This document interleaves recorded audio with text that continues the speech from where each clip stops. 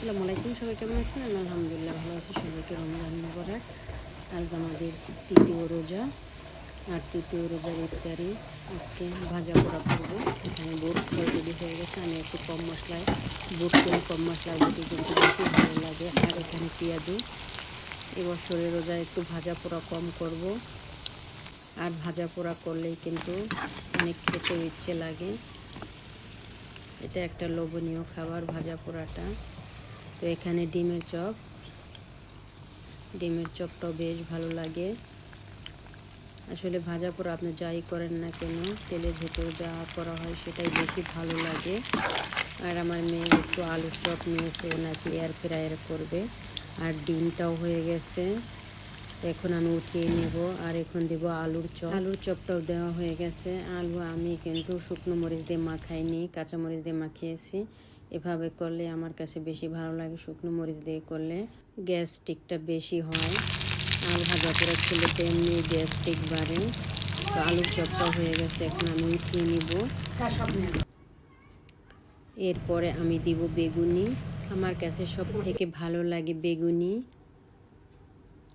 আর এই বেগুনটা আমাদের একজন ভাই দিয়েছে, তার গাছের বেগুন, সে নিজে হাতে লাগিয়েছে, বাংলাদেশ থেকে বিচি এনে।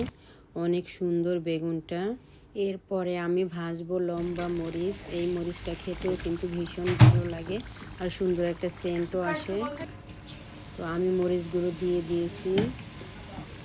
মরিচ ভাজা হলে আজকের মতো আমার ভাজাভাজির কাজ শেষ। এরপরে ইফতারি রেডি করব। আমরা টোটালে 8 জন মিলে ইফতারি করি।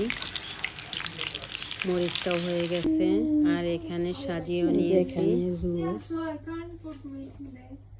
অরেঞ্জ, এখানে ডিমের চপ, এখানে আছে বিরিয়ানি, আঙুর, এটা বেগুনি, এখানে পেয়ারা, খেজুর, এটা পেঁয়াজু, বিরিয়ানি, এটা মরিচের চপ, বুট, আর এখানে আছে আলুর চপ, তরমুজ, আর এখানে মেয়ের খাবার। তো এই তো আজকে আমাদের ইফতারি। এখানেও মেয়ের খাবার। এটা প্রতিদিনের মতো। কাইব বসে গেছে, এই যে কাইব। তোমার আজকে কয় রোজা? 3, ফার্স্ট এক্সাম। তারপরে তুমি সব রোজা করবে?